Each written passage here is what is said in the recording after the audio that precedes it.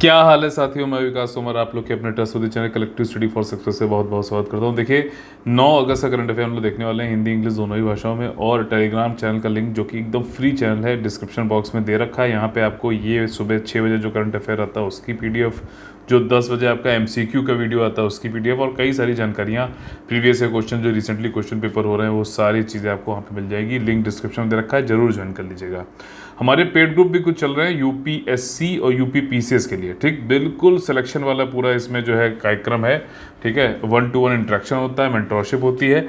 ज़्यादा जानकारी के लिए देखिए यहाँ पर मैंने एक आई बटन दे रखा है, उसमें आप क्लिक करोगे तो पेड ग्रुप कैसे चलाया जाता है, ठीक, क्या स्ट्रेटजी है, ये सारी चीज़ें मैंने उसमें बता रखी हैं, आप उसको जरूर देख लीजिएगा।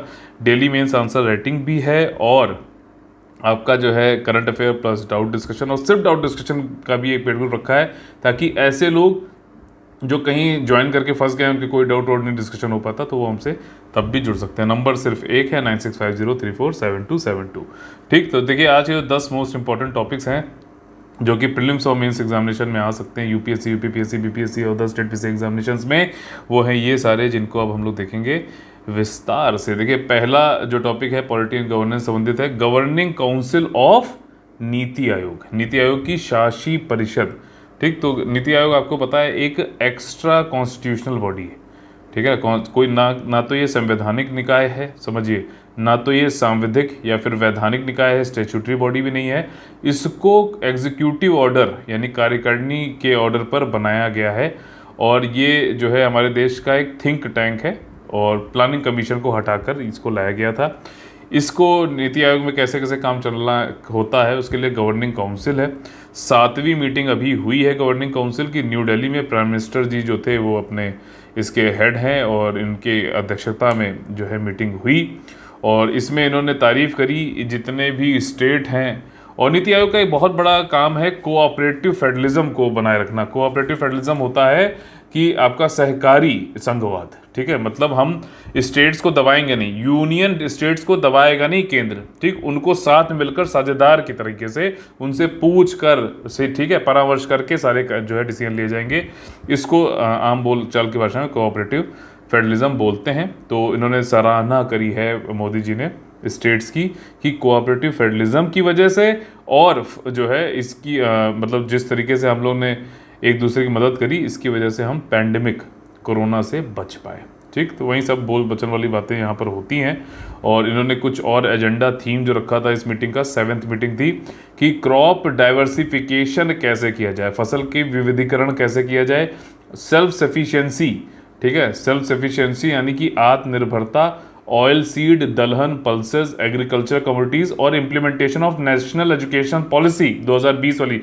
अब देखो यूनियन कैबिनेट ने अभी कुछ दिन पहले जो है अप्रूव करी है नेशनल एजुकेशन पॉलिसी आ गई थी 2020 में, लेकिन it has been approved by the cabinet I think 2 और 3 डेज बिफोर। ठीक है, तो ये चीज़ याद रखना। और अर्बन गवर्नेंस, इसको कैसे कार्यान्वित करना है, इसकी भी बात इन्होंने यहाँ पर रखी थी। ठीक, और प्रधानमंत्री जी ने एक चीज़ बहुत अच्छी बोली यहाँ पर, कि उन्होंने बोला 3T पे जो है आपको काम करना है, ठीक, ट्रेड, टूरिज्म और technology.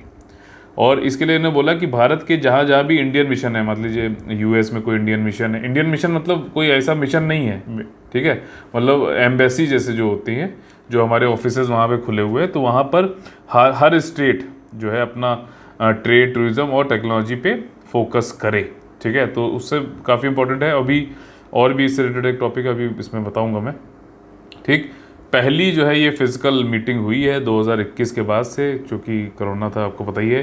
23 chief minister, 3 lieutenant governor कहाँ कहाँ के हैं, एक तो न्यू दिल्ली के हो गए, ठीक, दूसरे जम्मू एंड कश्मीर के हो गए, तीसरे पुदुचेरी।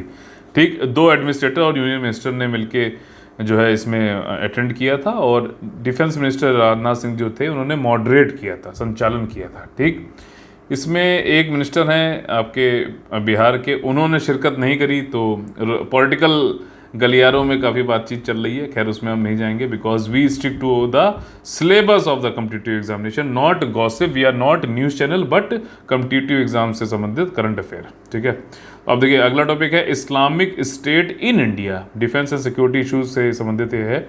देखिए दिल्ली में एक जगह है जो आपका बाटला हाउस, ठीक है, यहाँ पे एक पहले बाटला एनकाउंटर भी हुआ था, याद होगा आपको। ठीक, ये आपका जो है कालिंदी कुंज का जो ओखला वाला एरिया है, कालिंदी कुंज वाला, वहाँ पर ये है बाटला हाउस, जामिया नगर भी उसको बोलते हैं। तो यहाँ पर अभी पुलिस ने एक व्यक्ति को गिरफ्तार किया है जो भारत में, ठीक, आईसिस जो इंडिया इस्लामिक स्टेट है ना, उसके लिए जो है पैसा इकट्ठा कर रहा था और उसको पैसा भेज भी रहा था सीरिया में। और इस्लामिक स्टेट जो है वो भारत में अपना एक एक ग्रुप भी बना, एक ब्रांच भी खोलने की कोशिश करी है उसने।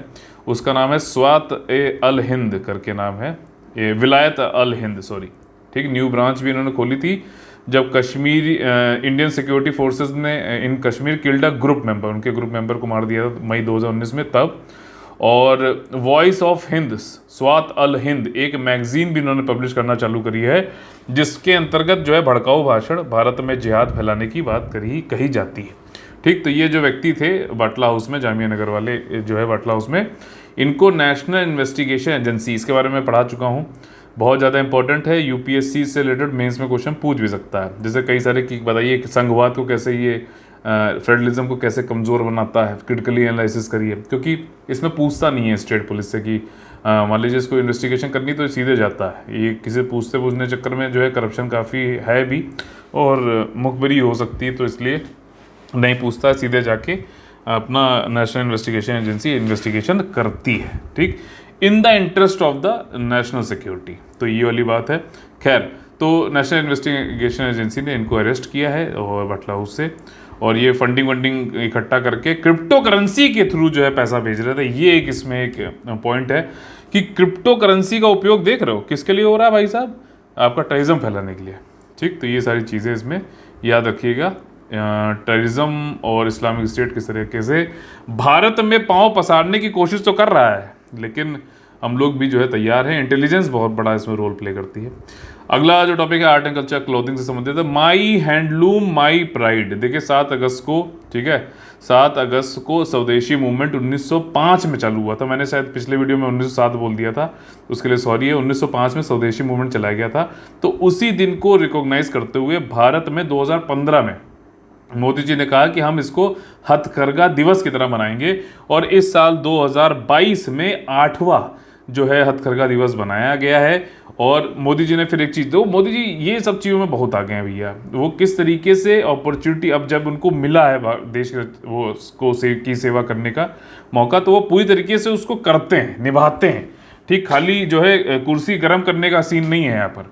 यहाँ पे यह है कि किस तरीके से हर एक चीज़ को, भारत की हर एक चीज़ को भारतीयों के लिए यूज़ किया जाए, ये कैसे जो है सुनिश्चित करना है, ये बहुत अच्छा जो है काम वो करते हैं। तो इसमें देखिए उन्होंने क्या कहा कि नेशनल हैंडलूम डे 7 अगस्त को था। इन्होंने सारे जो युवा लोग हैं, वर्ग हैं, उनसे कहा कि आप जो है स्टार्टअप बनाइए, ठीक, और उसमें हैंडलूम के क्षेत्र में भी कुछ स्टार्टअप बनाइए और उसमें प्राइड जो है महसूस करिए। इन्होंने बोला कि एक हम इसके लिए क्या कर रहे हैं, माई हैंडलूम माई प्राइड चैलेंज चला रहे हैं, तो आप लोग उसके अंदर आइए और स्टार्टअप आइडिया देके स्टार्टअप लाइए हैंडलूम के क्षेत्र में। बात समझ में आई। साथ ही साथ मोदी जी ने कहा कि बहुत बढ़िया अपॉर्चुनिटी है कि हथकरघा के क्षेत्र में बुनकरों के लिए आप विचार लाएं, आइडिया लाएं और इनोवेट करें, नवाचार करें। ठीक, तो ये सारी चीज़ें। एक तेलंगाना में एक इंश्योरेंस स्कीम भी बुनकरों के लिए चालू करी गई, जो कि एक अच्छी बात है, वेरी नाइस। तो ये चीज़ याद रखिएगा। अगला टॉपिक ये, मैं खैर कल मैंने आप लोग को पढ़ाया था, बताया था कि जो स्मॉल सैटेलाइट लॉन्च व्हीकल थी जो इसरो ने लॉन्च करी थी, जिसमें एक था अर्थ ऑब्जर्वेशन सैटेलाइट 02, ठीक है, और दूसरा था आज़ादी सैट, ये भेजे गए थे। लेकिन क्या हुआ कि इनको जिस ऑर्बिट में भेजना था, ठीक, 356 किलोमीटर वाला, ये सर्कुलर ऑर्बिट था, लेकिन ये चले गए 356 किलोमीटर इंटू 75 किलोमीटर ऐसे करके इलिप्टिकल ऑर्बिट में, अंडाकार जो होता है उसमें ऑर्बिट में चला गया। तो अब जो ये सैटेलाइट है नॉट यूजेबल है, रॉन्ग ऑर्बिट में चले गए हैं इसलिए। ठीक, एस सोमनाथ जी जो इसरो के चेयरमैन है, उन्होंने ये बात कल ही बताई थी। उन्होंने कहा कि कुछ आखिरी समय में बिल्कुल सब कुछ सही चल रहा था, आखिरी समय में कुछ डेटा लॉस हुआ और लॉजिक जो होता है वो, और एक सेंसर खराब हो गया था, उसकी वजह से ये सारी चीज़ें हुई थी। ठीक, तो श्रीहरिकोटा से लॉन्च किया गया था स्मॉल स्केल क्या होता है, आपको मालूम है स्मॉल सैटेलाइट क्या क्या चीज़ें हैं, ठीक। तो किसमें अच्छा वो है, जल्दी हम यूज़ कर सकते हैं, जल्दी इसको जो है फिर से तैयार कर सकते हैं। उन्होंने बोला भी है 1 वीक में, नहीं इन्होंने बोला है कि will be launch very soon SSLV D2, बहुत जल्दी हम फिर से लॉन्च कर देंगे। 1 वीक इन्होंने बताया है, वैसे तो हो जाएगा। अगला टॉपिक है इंटरनेशनल टेलीकॉम यूनियन, जो दुनिया में टेलीकम्युनिकेशन संबंधित जो भी स्टैंडर्ड हैं, ठीक, जो भी डोमेन नेम सर्वर हैं, ठीक है, जो आप ये करते हैं ना, डोमेन नेम सर्वर क्या होता है, जैसे www.facebook.com, ठीक ठीक, www.upsc.co.in या फिर upsc.org, तो ये सारी जो है डोमेन नेम सर्वर कैसा होना चाहिए, साथ ही साथ क्या इंटरनेट के मापदंड होने चाहिए। तो इसके लिए जो संस्था है, जैसे ट्रेड एंड टैरिफ, ये ट्रेड वेड के लिए WTO है, ठीक है ना, तो उसी प्रकार से ITU टेलीकम्युनिकेशन इंटरनेट के क्षेत्र में ITU है। इसका एक रीजनल स्टैंडर्डाइजेशन फोरम जो है अभी ऑर्गेनाइज किया जा रहा है for Asia and Oceania India में। रीजनल स्टैंडर्डाइजेशन फोरम समझ लो कि क्षेत्र में, ठीक, कौन सा क्षेत्र है, एशिया और ओशियानिया वाला, इस क्षेत्र में स्टैंडर्डाइजेशन यानी कि मापदंड जो है वो सही से लागू हो रहे हैं कि नहीं हो रहे हैं, उसके लिए अगर नहीं हो रहे हैं या हो रहे हैं तो बातचीत करना, सब वो करना। तो इंडिया में ये चीज़ कराई जा रही है। कौन सी मिनिस्ट्री ऑफ कम्युनिकेशन करा रहा है, बस इतना ध्यान रखिए, nothing more to be done. और इसके बाद जो है ये 4 दिन का सॉरी, एक ITU T study group 3RG Asia Oceania का जो है, ओशनिया का भी जो है एक मीटिंग करेंगे 4 दिन की, 9 अगस्त से लेकर 12 अगस्त तक, ठीक। तो ये थोड़ी सी चीज़ें, बाकी वही सारी चीज़ें हैं कि डिजिटल हेल्थ कैसे सही करो, स्टैंडर्ड सारे जो है मेंटेन करने हैं, नथिंग मोर टू बी इसमें लर्न अबाउट, ठीक। अगला टॉपिक है US navy ship Charles Drew. देखो इंडिया और US के रिलेशन काफ़ी अच्छे हुए हैं हाल फिलहाल के कुछ वर्षों में, उसमें कई सारे हम लोग ने आपस में सिक्योरिटी वाले जो है कोऑपरेशन एग्रीमेंट भी किए हैं, जैसे काटसा हो गया, ठीक है, नहीं काटसा नहीं होगा, जैसे मैंने आपको ट्रिक बताई भी थी कि USA की एडवर्सरीज जो हैं, जैसे कि ईरान हो गया, नॉर्थ कोरिया हो गया, रशिया हो गया, इनके साथ अगर कोई भैया ट्रेड व्यापार कुछ करता है तो USA काटने दौड़ता है, तो काटसा जो है उससे संबंधित है। मैं यहाँ पे बात कर रहा था लेमोआ की, लेमोआ, बैका, ठीक है, कॉम कासा, ठीक। तो इन सब की बात कर रहा था। तो उसमें लॉजिस्टिक्स वाला जो ये है, इसमें क्या है कि इंडिया का मान लीजिए नेवल शिप है, ठीक, या फिर US का है, तो वो हमारे एक दूसरे की रिपेयर शॉप पे, मतलब पोर्ट वोर्ट के आसपास जो है रिपेयर करा सकते हैं, ठीक। तो उसी प्रकार से अभी पहली बार US नेवी शिप है आपका चार्ल्स ड्रू, इंडिया में चेन्नई में LNT का एक शिपयार्ड है कटुपल्ली में, वहाँ पे जाके रिपेयर करा रहा है। ये जो है इंडिया US की जो स्ट्रेटजिक पार्टनरशिप है, रणनीतिक जो सामरिक भागीदारी है, उसका एक बहुत बड़ा प्रमाण जो है हमें सामने दिख रहा है। और अभी थोड़े दिन पहले जो है एक शिप आ रहा था, मैंने आप लोग पढ़ाया भी था, ठीक, यांग वोंग करके जो है 5, जो कि एक सीक्रेट स्पाई शिप था चाइना का, कहा जा रहा था हम्बनटोटा श्रीलंका। तो मैंने आपको बताया था कि इंडिया ने प्रोटेस्ट किया, फिर इंडिया ने श्रीलंका ने इसको हटा दिया, मना कर दिया था, ठीक है, मना। तो लेकिन देखिए उसी प्रकार से चेन्नई जो कि श्रीलंका से काफ़ी पास में है, तो US वाला जो ये जहाज़ है आके रिपेयर करा रहा, तो इससे ये पता चलता है कि हमारे रिश्ते कितने मजबूत हो चुके हैं। अगला देखिए टॉपिक है आकाशा एयर, जैसे जो है टाटा जो सन्स और सिंगापुर ने विस्तारा चलाई थी, एयरलाइन है, सिंपल सी बात है। और ये आकाशा, ये राकेश झुनझुनवाला एक बिलियनियर इन्वेस्टर है, तो उसका भी इसमें पैसा लगा हुआ है। साथ ही साथ जेट एयरवेज़ के एक पुराने जो अधिकारी उनका, वो लोग जो है इसमें टीम में हैं, ठीक है। और पहली फ़्लाइट इसने मुंबई से अहमदाबाद भरी है, बहुत ज़्यादा इंपॉर्टेंट नहीं है, 7वीं शेड्यूल्ड एयरलाइन इंडिया में, और SNV एविएशन के नाम से इसका ब्रांड नेम है, मुंबई में इसका हेडक्वार्टर है। लो कॉस्ट कैरियर होने वाली, सारी सीटें इकोनॉमी होंगी, कोई बिजनेस का क्लास नहीं, ठीक। समानता पे भी ध्यान दिया गया है इसमें, 72 एयरक्राफ्ट होने वाले हैं इसमें, और 7 साल बाद जो है नया एयरक्राफ्ट सीरीज इस तरीके की बनाई गई है, ठीक। अगला टॉपिक काफ़ी ज़्यादा इंपॉर्टेंट टॉपिक है परवाज़। अब देखो परवाज़ क्या है, जम्मू एंड कश्मीर में जो भी फसल होती है हॉर्टिकल्चर, बागबानी वाली, ठीक, और जो पेरिशेबल है मतलब जल्दी सड़ जाती है, उन जो भी मतलब फल फ्रूट जो होंगे इस तरीके के, उनको एयर कार्गो के थ्रू, ठीक है ना, मतलब हवाई जहाज़ के थ्रू जो है ट्रांसफ़र किया जाए, क्योंकि जितना ज़्यादा समय लगेगा उतनी जल्दी भैया वो उतनी जल्दी वो सड़ जाएंगे। तो एयर कार्गो के थ्रू जो है इसको ट्रांसपोर्ट किया जाएगा दूसरी ऐसी जगहों जहाँ पर जो है इनकी डिमांड है, और इसकी वजह से जो है आपका फार्मर्स जो जम्मू एंड कश्मीर के हैं उनको बहुत फ़ायदा होने वाला है। तो this is a very good initiative from the government of India for the union territory of Jammu and Kashmir. इसका नाम है परवाज़, ठीक है, परवाज़ नाम है। और इसमें जो कृषक हैं जम्मू एंड कश्मीर के, उनका पोटेंशियल को अपलिफ्ट करने का बहुत बड़ा एक जो है टूल है ये, समझ लो आप। इसमें 25% की जो फ्रेट चार्जेस लगेंगे एयर कार्गो के थ्रू कर रहे हैं। अगर कृषक से कह दो कि भैया एयर कार्गो के थ्रू तुमको भेजना है, पहले जो तुम ट्रकों से भेजते थे उसके 100 रुपये लगते थे, अब तुमको 500 रुपये लगेंगे, या फिर मतलब ज़्यादा रुपये लगेंगे, तो क्या कृषक करेंगे? नहीं करेंगे। तो सरकार ये कहती है कि यार ये करो, तुम्हें एक तो तुम्हारा जो है माल सड़ेगा नहीं, ठीक है, जो फल फ्रूट भेज रहे हो, साथ ही साथ हम तुमको जो एयर कार्गो के थ्रू जो फ्रेट जो तुम्हारा ये रसद आ रहा है इस पे 25% की छूट भी दे रहे हैं मेरे भैया। तो तुम करो इसको, और जो ये पैसा डायरेक्ट तुम्हारे खाते में आएगा, कोई प्रधान बीच में जो है कुछ नहीं, ठीक है। तो ये अच्छी बात है। परवाज़ स्कीम जम्मू एंड कश्मीर के कृषकों के लिए जो हॉर्टिकल्चर संबंधित है। अगला टॉपिक है वन डिस्ट्रिक्ट वन प्रोडक्ट। ये यूपी में स्टार्ट हुआ था, जैसे एक तर्ज है, अलीगढ़ के ताले आपको पता है मशहूर हैं, ठीक है, लखनऊ की जो है चिकन जो कढ़ाई होती है, ठीक है, वो मशहूर है। तो उसी प्रकार से जो अलग अलग जगह पे जो है यूपी में चलाया गया था ये स्कीम। उद्योग को बढ़ाना, लोकल जो उद्योग है उनको बढ़ाना, उनको एक रिकॉग्निशन देना, प्रदेश में नहीं देश में।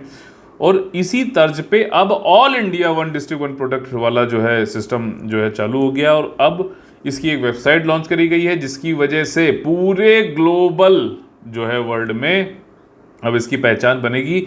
और यहाँ पे हमारे जो मिनिस्टर हैं, कॉमर्स और इंडस्ट्री मिनिस्टर, उन्होंने अनवील किया है भी digital version of the one district and one product gift catalogue बना दिया है कि भैया आप क्या क्या गिफ्ट कर सकते हो। गिफ्ट कैटलॉग है, इसमें गिफ्ट क्या कर सकते हो, तो अलग अलग जगहों पे, कहीं पे कुछ परफ्यूम है, कहीं पे कुछ जो है अलग अलग डिस्ट्रिक्ट की अलग अलग विशेषताएं हैं। और वो विशेषताएं अब सिर्फ प्रदेश में नहीं, देश में नहीं, पूरी दुनिया में लोग जो है देखकर एक दूसरे को गिफ्ट कर सकते हैं। तो it is a very good initiative, और इससे जो है सामाजिक, आर्थिक जो है और कल्चरल, सांस्कृतिक विकास जो है हमारे देश के जो कारीगर हैं, जो आपके आर्टिस्ट हैं, उनको मिलने वाला है, ठीक है। और इसमें देखो जो एक्सपोर्ट प्रमोशन काउंसिल्स हैं, इंडस्ट्रियल एसोसिएशन, उनको कहा भैया एनकरेज करो, डिज़ाइन ब्रांडिंग सब बढ़िया से करो, लोकल प्रोडक्ट को इंटरनेशनल मार्केट तक लेकर जाओ, ठीक। जैसे फ्रेगनेंसेज होगा, ऑयल, इंडियन स्पिरिट, ठीक है ना, समझ गया क्या, होम डेकोर, फैब्रिक, सिल्क और शॉल, ये सब कुछ। अब पश्मीना शॉल कितनी ज़्यादा जो है डिमांड में रहती है, आपको पहले से ही पता है, ठीक। अगला टॉपिक है FPI एडवाइजरी कमेटी। FPI मैंने आप लोग कई बार बताया, ये होता है फॉरेन पोर्टफोलियो इन्वेस्टमेंट, इसको हॉट मनी भी बोलते हैं, ध्यान रखना, ठीक। और ये भारत के, ठीक, अगर भारतीय संदर्भ में बात करें तो भारत के जो कैपिटल मार्केट है, शेयर मार्केट है, ठीक, उसमें कंपनियों के शेयर्स में इन्वेस्ट करता है। अगर ये FDI होता, फॉरेन डायरेक्ट इन्वेस्टमेंट, तो ये कंपनी में डायरेक्ट इन्वेस्टमेंट करता है, लेकिन यहाँ पर पोर्टफोलियो इन्वेस्टमेंट है, कंपनी के शेयर में इन्वेस्टमेंट किया जाता है, ठीक। शेयर खरीदते हैं, अगर वो बढ़ा तो ठीक है, उसको बेच दिया, इसीलिए हॉट मनी है, कभी भी आ सकता है, कभी भी आ सकता है, बहुत ही वोलेटाइल होता है, कोई ये ज़्यादा लॉन्ग टर्म वाला नहीं होता। FDI लॉन्ग टर्म होता है और इन्वेस्टमेंट भी करता है, यहाँ जॉब क्रिएट होती है, बहुत सारे जो है फायदे हैं, इसीलिए देश हमारा जो है इंडियन गवर्नमेंट जो है FDI पे, या फिर कोई भी चाहेगा तो FDI को जो है बढ़ावा देना चाहेगा।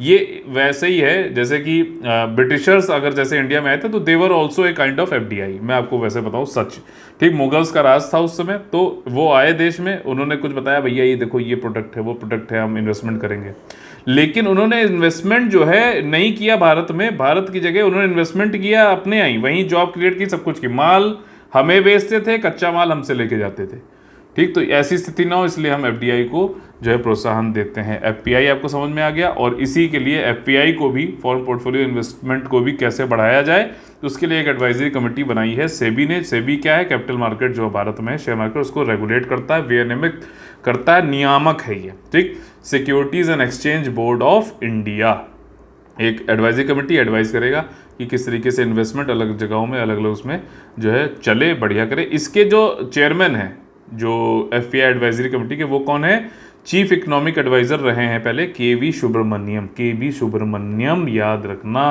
ठीक, ये इंपॉर्टेंट है। एफपीआई बता दिया।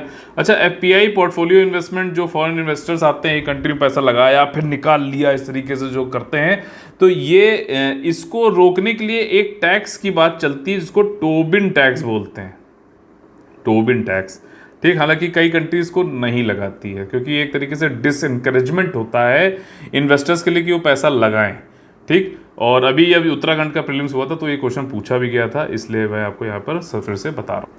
और फिर देखिए थोड़ी मार्केटिंग भी कर लेते हैं, जो मुझे बिल्कुल नहीं आती है, इसलिए मैंने एक वीडियो बना रखा है जिसमें बिल्कुल सच बोलना आता है, वो सच बोलता हूँ, ठीक। जो जो भैया हमारे यहाँ पढ़ रहे हैं, जितने लोग एडमिशन आए हैं, अभी खैर बढ़ गए हैं उससे, ठीक। तो जितने एडमिशन आए हैं, जो लोग हैं, उनका पूरा नाम लिखा रहता है, पूरे अच्छे से उनकी फ़ोटो लगी रहती है, कोई काटा पीटी खुद से बनाए हुए फेक जो है मैसेजेस नहीं है यहाँ पर, ठीक। क्योंकि वो प्रिंटिंग प्रेस किसी ने बना रखी होगी अपने यहाँ, तो उसकी बात अलग है, वो मार्केटिंग मत जाओ। एक बहुत अच्छी एक वेब सीरीज़ आई है क्रैश कोर्स नाम से, ठीक है, प्राइम पे है शायद, अमेजॉन प्राइम पे, उसको जरूर देखें जितने भी एस्पिरेंट हैं। मैं तो ये कहूँगा, मैं कोई स्पॉन्सरशिप नहीं है उससे मुझे मिली है, लेकिन उसमें सच्चाई दिखाएगी कि कई मतलब ऐसे fake coaching service, copy paste services हैं जो खाली मार्केटिंग करके ही जो है लोगों को बेवकूफ़ बनाते हैं, और बच्चे वैसे ही बेचारे इतने कमज़ोर होते हैं, एक तो फंस जाते हैं, फिर वो सोचते हैं कि या तो पढ़ लें भाई या फिर इनसे कुछ कर लें, लेकिन ऐसा नहीं है। टाइम बदल रहा है, आप उनसे रिफंड मांगो, और लोग मांग भी रहे हैं, और जो है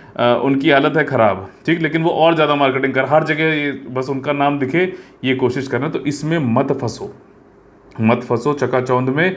मैंने वीडियो बनाया है, बिल्कुल उसको आप देखो, बिल्कुल एक मतलब कोई क्लेम कर देना कि इसमें कुछ झूठ है, 1% तिनका भी, तो जो है मैं मान जाऊँगा, ठीक। लेकिन मैं ये बता सकता हूँ, कई लोग क्या है कि पीडीएफ बना के, क्योंकि उनके पास और कुछ काम ही नहीं है, ठीक, कॉपी पेस्ट करके सेम मैसेज को ही उसी पीडीएफ में 2-3 बार छाप दिया उन्होंने। मतलब इतना मतलब यूपी का जो कोर्स चलाते हैं वो, उसमें यूएन का बजट बढ़ा देते हैं भैया, बहुत बढ़िया बात है। और मैं नहीं कह रहा हूँ कि गलत है, चलो हो सकता है मिस टाइपिंग हो गई, उसी मैसेज को महीने भर से चला रहे हैं, मतलब प्रूफ रीडिंग भी नहीं है उनके पास।